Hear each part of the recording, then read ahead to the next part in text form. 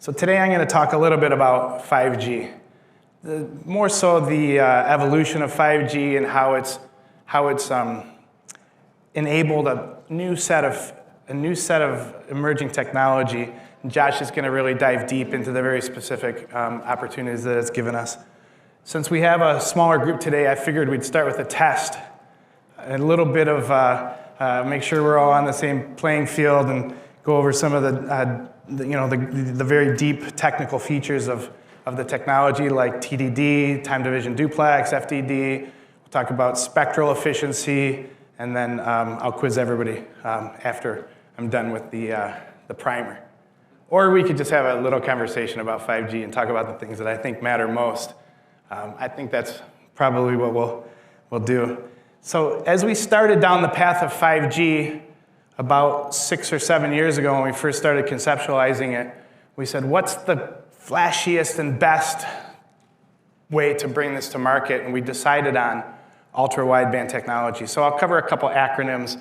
They're all related to the big, what I call, ecosystem of 5G. That's the big picture play of what ultimately gets delivered to the device. Okay, so as I speak through some of the elements of the technology, since we have a smaller audience, if you have any questions, you can just ask. We'll keep this somewhat informal and still fluid at the same time, but I think that'll be the best way to kind of cover everything since we do have that opportunity.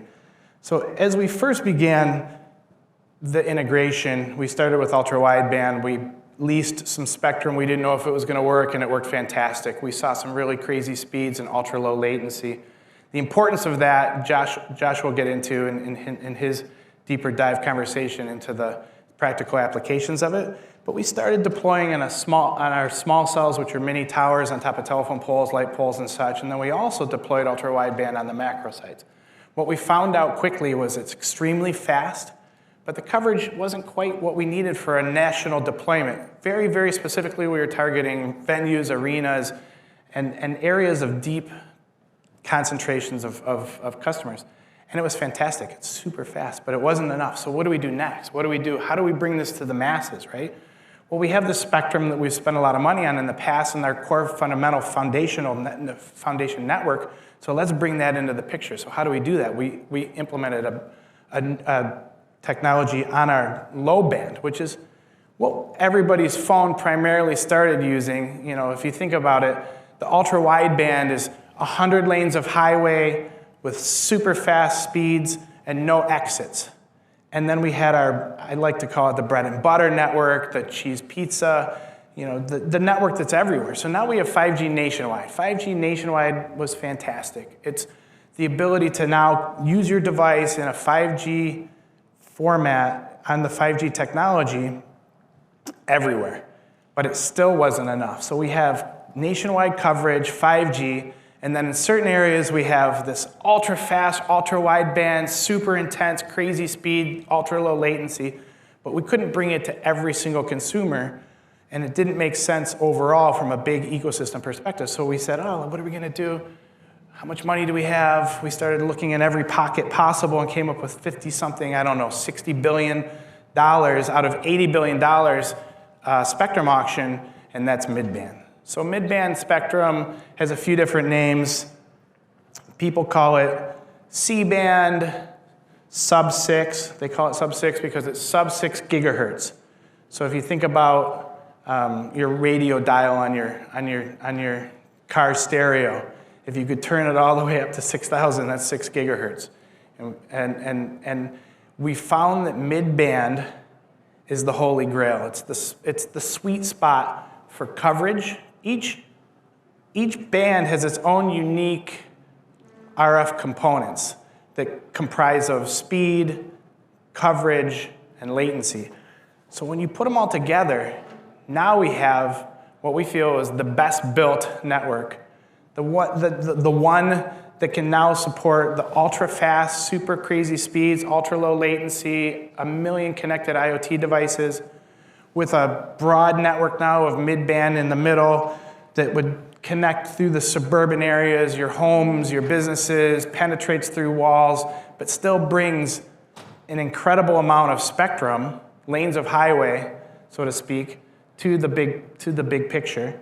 And then, of course, our ubiquitous coverage, our 5G everywhere. So a lot of this is done with hardware. We've added new radios, new antennas. The foundation, of course, is our fiber network, which we started to really robustly build out about 10 years ago in anticipation of 5G. So all of our sites are connected with fiber. They're all physically connected. That's something we've put a lot of time and energy into. Adds to the reliability factor.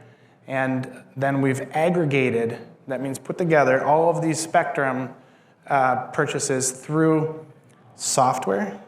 One of the key monumental software changes that we were able to use to help share spectrum across our 4G frequencies with our 5G frequencies was called DSS, Dynamic Spectrum Sharing. And that allowed us to utilize spectrum that wasn't being used because it wasn't busy at that time and move it over, but to the same device. And now we have a solution that everybody can take advantage of that takes advantage of our full spectrum portfolio. And then we use carrier aggregation. Aggregation is another way of bringing everything together into one path. They used to do it with modems back in the day. You could bind two modems together. It's just a very advanced form of that. And that's what is able to get us to the crazy speeds that we're seeing. So with ultra-wideband, you're seeing 30 to 80 times faster than 4G speeds, which is unreal. But if you couldn't use it everywhere, does it make sense for a nationwide rollout, nationwide plan?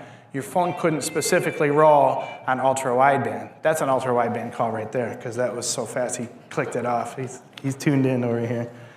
All right, and then with the mid-band spectrum now tied to the low band, when we added the nationwide coverage, we were seeing 50% to 2 times speeds on LTE, but that wasn't enough, and that's why mid-band is really the holy grail, because now we're seeing very consistent, powerful network, nationwide ability, and we're continuing to grow. As of January, we were covering over 100 million subscribers, which is significant. It's a third of the United States, but it was in areas that mattered most. The rural areas get the coverage, but they get it a little bit later, and we're continuing rollouts in 2022, 2023, until and we're not going to stop until everybody's covered with mid-band. And we call it 5G Ultra, and we really do think it's the ultimate network in terms of how to build it right. All of our network was built on core fundamentals and properties of our existing 4G network, which we were very successful with. We've been considered the most reliable network of all networks.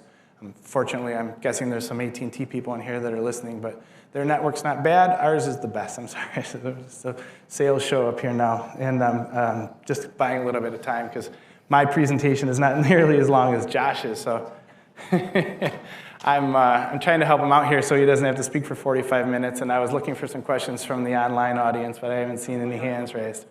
And yeah, what's your question, sir? All 5G? High band, mid band, low band, all 5G?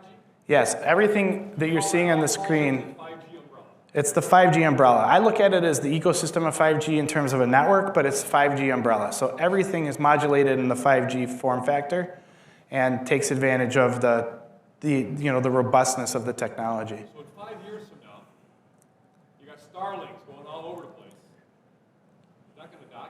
Well, we're trying to figure out a way to shoot them down, but we haven't quite figured that out. Is this going to replace Starlink? No. So Starlink, I think, does have a place, but what it doesn't have is the ultimate reliability that you have from a ground-based infrastructure. Fiber to the network. There's been a couple WiMAX deployments, you have Wi-Fi, a lot of those less than carrier class. Why would you want Starlinks if you got such a, I agree with you, ground-based, connected, fiber optics is Yeah. my favorite.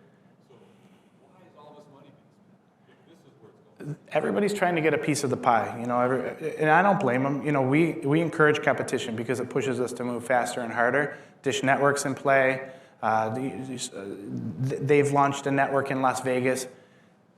I'm not saying that Starlink doesn't have an application, because I think it does. I think it could provide some sort of terrestrial, some sort of satellite-based connectivity to vehicle, but at a very slow rate, without the reliability that you get by having very close to customer connectivity and a fiber-based infrastructure. I think that's where our strength really lies.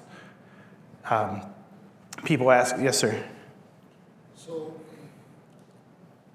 pretty large manufacturing plant, and our pipeline is AT&T and Comcast, so we have redundancy. Could one of those two be replaced with the 5G? So instead of having a coax, which is what we have where we're located, with Comcast, can I replace that with 5G? And would that be enough to supply my entire facility with internet? I like what you're doing with the redundancy. We always do an M+1 type of deployment as well, and that's why I think our network's reliable. And in fact, in some of our very important hub locations where we have lots of digital connectivity equipment, we bring diverse fiber routes. So we have diverse physical routes even into the location. And what you're doing is actually very smart. The breadth of 5G now has the capabilities with 5G business to give you that reliable, 5 nines type connection in lieu of one of your other options. So in many cases, there's not two physical options on the ground, and 5G is a fantastic opportunity to bring that connectivity and very quickly to your location. I'm sure one of the nice sales guys in the audience will be happy to talk to you about that. I do have a quick question. You are saying you cover the whole U.S., and that's just not factually correct, right? If I'm in Unison, Michigan, and I'm at my buddy's house, there's no connection. He has an AT&T because they have the 911 that they have to have now, so they have do exist everywhere, at least in Michigan. So when is that 5G going to work? Because the truth is we also have a plant in Unison. They are not covered, so I can't use this kind of connectivity. So when are we doing the whole thing rather than saying, yeah, we cover it, but Yeah, so the very specific details, and it moves so fast, and I don't watch that needle in terms of population covered. Like I mentioned, 5G Ultra, we're at over 100 million connected users. So look at all of the major cities. I think we have 1,700 covered cities. Munising is certainly not one of the top 1,700 cities in the United States by population. The ability to get there comes faster as we evolve some of the ways that we've deployed with DSS, dynamic spectrum sharing. So you have the ability to have a 5G connection sooner than later. The very specifics of that location, I'm not sure of. If we've gotten to the antenna change, sometimes we're not able to make those physical moves as fast as we'd like to for various reasons. There could be an osprey on the tower for a very small example, or a wetlands type environment that we can't get through until the summer. But the goal is ultimately 100% coverage. The ultra wideband probably won't make it there in the near future, but you'll see very robust 5G Ultra there in the next year or two.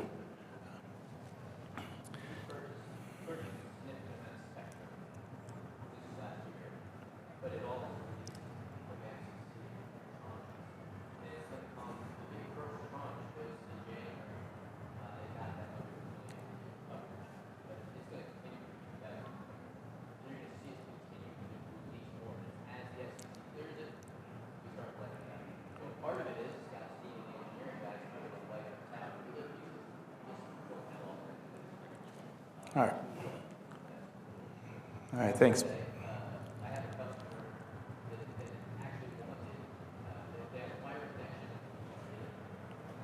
They had an SDN set up for their facility, and the second connection hadn't arrived.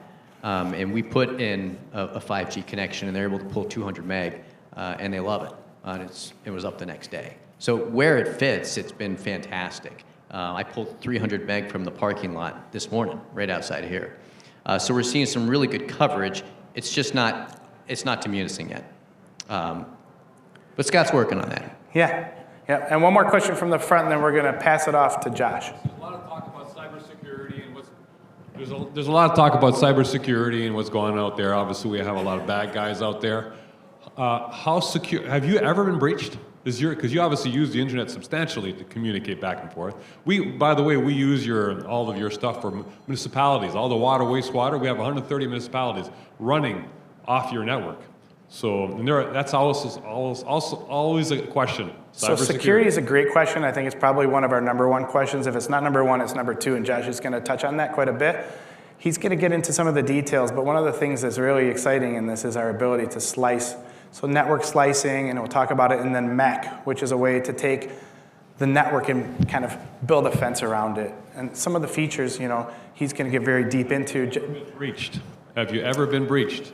Not that I'm aware of. I've been with the company 20 years. I've never heard of a breach, a major data breach. We're one of the fortunate ones, and I think that's what really gives us the fortitude. That's what I keep telling them.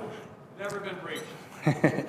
So Josh Markham from our emerging technologies team is here, and he's going to go over the real world scenarios of what makes this network as fantastic as I tried to make it sound. Thank you, sir. Awesome, thanks, Scott. So a little quick round of applause for Scott.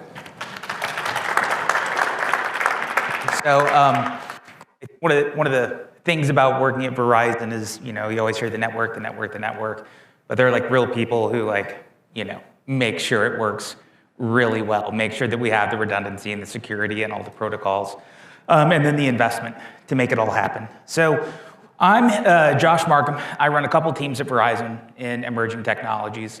One where we bring new IoT products to market from ideation all the way to where it's sellable.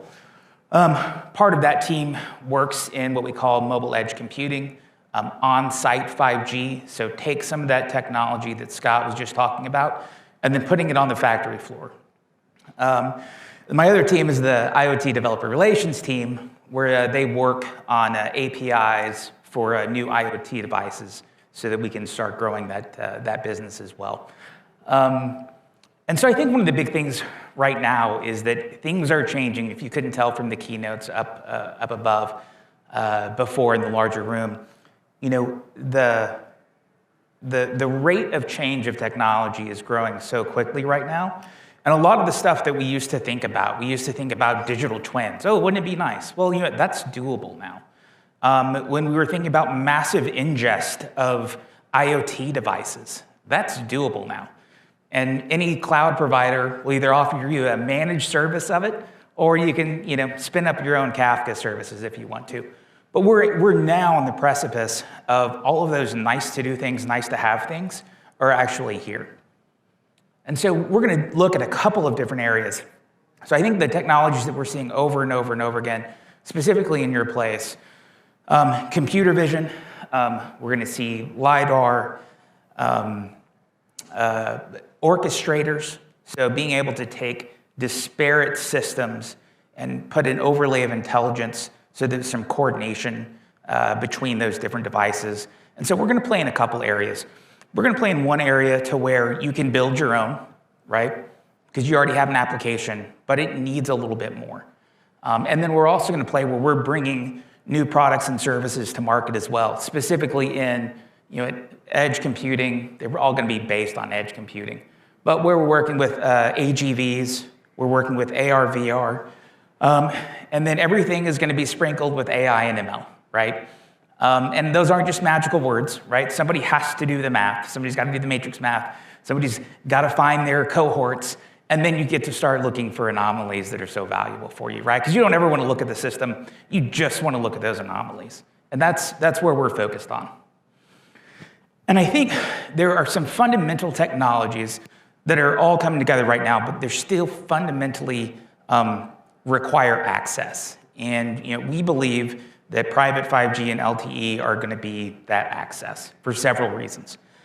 Traditionally, everybody's used Wi-Fi, and it is a great technology. It is so ubiquitous, it is ridiculous. However, people still want more from it, right? And applications require more sometimes than what Wi-Fi can do. And so when you look at, rolling out 189 Wi-Fi access points to cover a floor, when you could do with 2 to 6 private LTE devices or private 5G devices. That means a lot less upkeep, that means a lot less design, that means a lot less expensive cable to pull, and getting you out of the network management business and puts us in that place. And I think the other piece of it is all these disparate networks. So you've got your controls, you've got your PLCs that are connected that are kicking data off every 3 milliseconds. We don't want that on our macro network, right? Because that's a ridiculous load of data. But what if you had something that was carrier grade, it's carrier security, all of those pieces kind of start to add up to make sense for these applications that are coming out. And we'll talk a little bit about what is 5G in this space. And so this space, it really does need to be seamless. So when you look at AGVs roaming across the floor, wouldn't it be nice if it could switch just like your cell phone does, right? And you don't have to worry about handoffs between Wi-Fi access points. Security. So these are all SIM-based devices and networks. So all of the pieces where we encrypt your MZ when it goes over the control channel, all of that still occurs. It's just occurring within your own private network. And then being able to control what has access to that network. And then Scott touched on it, but a big portion of this is going to be micro-slicing. So what if the network were application aware? So that, hey, I know this one's a security camera. I need to keep it at 2 megabits per second, and we're going to have X amount of those spread across the location. Well, guess what? Here are all my PLCs on my most expensive machines. Those need a fast lane. Oh, and we've got a little bit of room for VoIP to run over this network as well. And then have all of that working in real time like a well-oiled machine. And so here's what we do. So we come in, we do a site walk of the location, do the design work, and then we actually deploy. We have a few different partners in this space, depending on the needs of the users. If we get in the weeds, we have them defined as A, B, and C users. A is only private, B is private and public. So hey, listen, I do need to send some email. I'm a senior manager, but I also need to see the machines. So we can dual tunnel that traffic out of the network. And then we also have what we call user C, which is public only. So I'm an executive manager. I don't ever look at machines. And my data, I just have better coverage in the warehouse now. And all that traffic is going to go to Verizon. They're going to hand it off eloquently like they always do. But the idea is that we can deliver this on CBRS spectrum. So it's a very popular topic these days. Being able to deliver 5G over CBRS or our own licensed spectrum. So if for those applications that truly need a differentiated treatment, we have millimeter wave spectrum. So that's when we start talking about 7 milliseconds of latency, which only makes sense to machines. It doesn't really make sense to humans. So that's where we're going. So we're able to deliver all of those things. We do the install, the management, and then access to those services. And here's the next part, is what is edge computing and kind of why is it important right now? And there are a few things. And it starts off as a latency story, but then it really comes down to end user experience or just experience overall. And so what we've done is, what if we took the cloud and then put it inside the Verizon wireless network?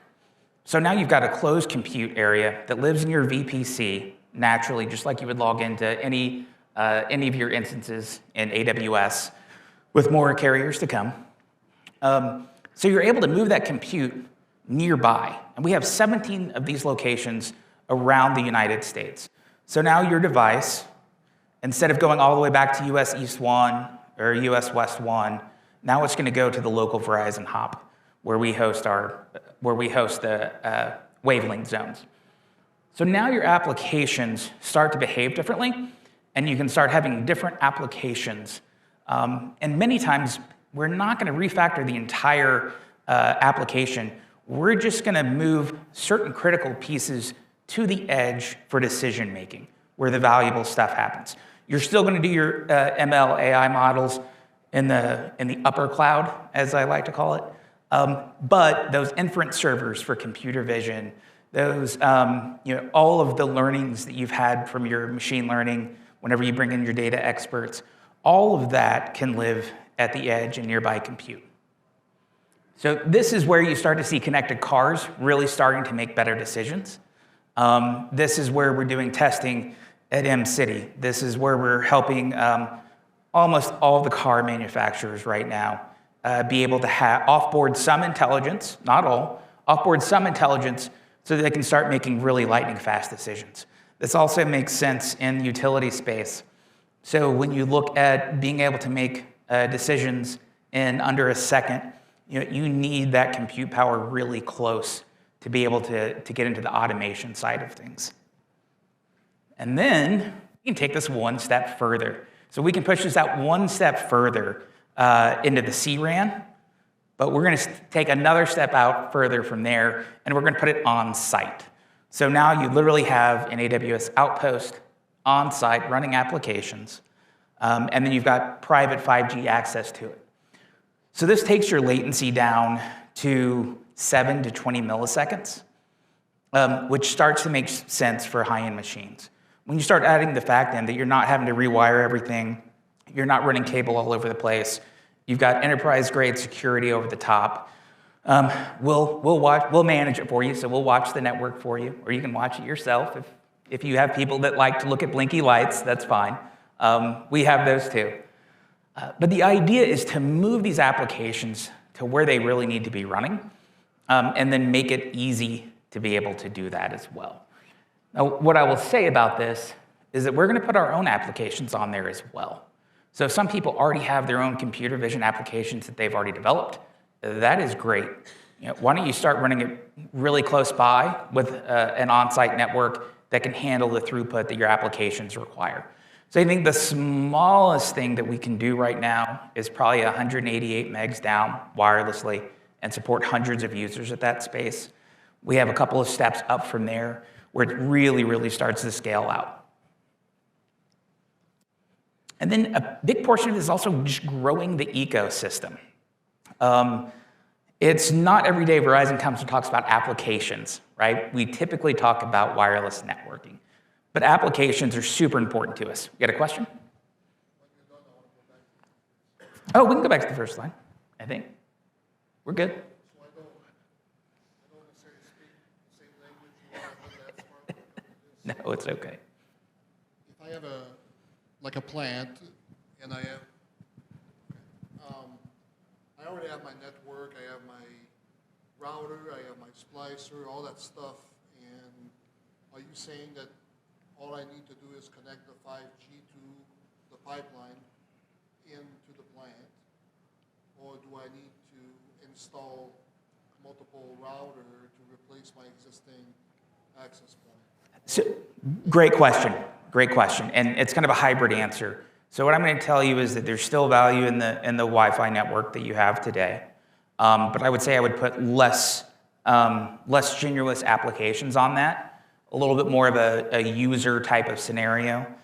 In 5G, what we would do, and you can see it, and this is really getting into the weeds here, but inside the gray box is what we call the evolved packet core. And in 4G, we call it an EPC. In 5G, we call it SA. But essentially, that's the brains of the network so that we can do special things for it. What we would imagine, and really in practical world, it's just one box that sits on site that handles all the different connectivity options for those devices. So that box would sit on site. You would have a couple of antennas, and then you would have access to that network. And you could connect that network to your internal systems, so your machine data would still be flowing. They'd just be flowing wirelessly, and then go over to your LAN. Or you could do something like this, where we actually install compute and you move your applications there. Good question. So from the developer world, we still have to have these relationships and I would say archetype of architectures for users. This is where we get a little bit more into build your own or areas that you've already been working in. One of the biggest things I would say here is around distributed databases and how that can affect your applications, especially if you're split out over a wide geographic area.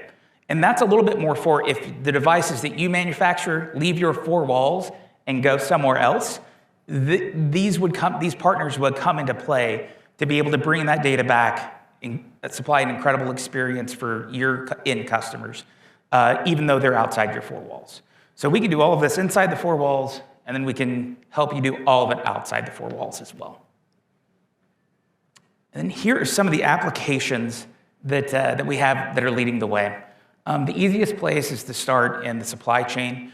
But I think over the last 2 years, we realized that we thought we had a great view into the supply chain until you're sitting at home and it's 9 p.m. and you don't know who to call or how to look at where something is. And it was a little bit of a black box. So now we've got technologies and applications that can remove that black box so that on a Tuesday at 2, you can see if your highly expensive machine is sitting in a rail yard when it was supposed to be in Phoenix tomorrow. All of that goes back to better data, right? So we are just supplying smart people better data so they can do their jobs better. It's just like the utility space. When we do massive sensorization inside the utility distribution network, they're already really smart people. We're just giving them better data so they can make better decisions. Augmented reality, I think there are obviously a few partners here on the floor that do this as well. But this is an example of the applications that we're bringing to market. This is with a partner called Tactile. And what they do is they build an augmented reality experience for young engineers or young coworkers. So when your experienced engineers are leaving and retiring, we don't want all of that tribal knowledge to leave too, because some of that stuff's just not in the manual. And so now you're able to hold up an iPad or a phone, look at the machine itself, and it would give you a step-by-step guide of exactly how to perform maintenance. Now you can also start hooking this stuff up to more information. And the more information you have, when you're grabbing that machine data, it's just going to be completely invaluable. AGV management, this one's a little bit out there, right? Because we're managing robots. And so there are a couple of pieces in this space where most of them are going to be using the same operating system, but the management system is going to be different. And so we are able to add software to those devices and then be able to control them and manage them and start finding efficiencies so that your robotics program is running as well as it possibly can. And this is another thing to where we could bring this on site with a private 5G so that the robots are moving smoothly, they're not losing connectivity in one part of the warehouse or manufacturing floor, and then packets continue to flow, and then you reap all of the benefits of better information. And then this is probably one of my favorite ones, which is predictive maintenance. We can do this inside the four walls and outside the four walls. I was at a high-end manufacturer last year, and they were talking about what they're doing with their PLCs. And they walk by once a week, plug in a USB stick, download everything, and then walk away. And they only see that guy like once a week, and they assume he does something with the data, but they don't really know. And so we can get as far in as connecting to the PLC. I will not get a breakout box for you, but we'll connect to your PLCs, be able to send that data back over the private network and or over the public network. So if your device resides off-prem and it's at somebody else's location and you're providing a maintenance service for them, we'll be able to bring that data back as well and have it normalized so that it shows up in a nice, pretty dashboard for you too. But I think when you start looking at all of these different things that are now capable and the applications that were once just kind of dreaming to be able to deliver, now we've got the networks, we've got the compute, and we've got the expertise and people to be able to deliver those. So with that, do you have any questions for us?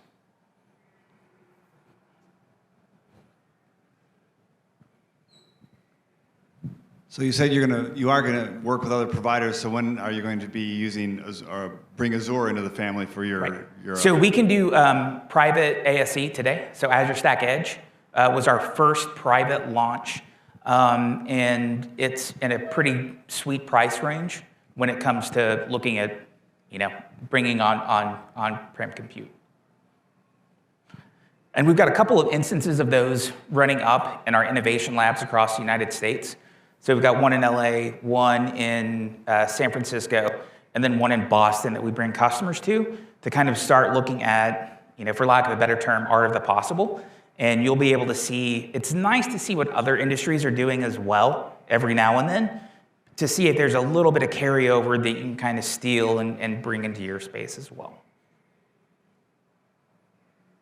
All right.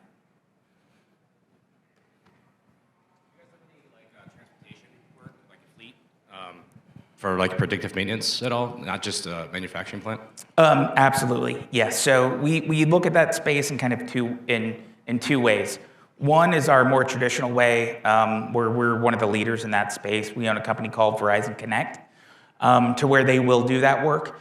The second piece is on the more critical side, and what we're really working on with transportation right now is that edge computing.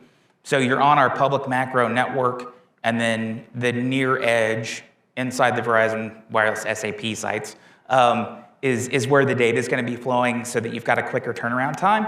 And so when you start looking at autonomous trucks, so I was meeting with an autonomous truck company this week, and they understand they don't need to bring back, all their data at one time, but for their remote control into those devices, what if they could do that from the edge? What if they could take the critical data in near real time to the edge and be able to act on it or treat it specially? And then, what if there was an API into the network to where, hey, we're going to send this all at midnight and I want a cheaper rate. So all of that stuff and capabilities are starting to be there. But yes, so we're working on that right now.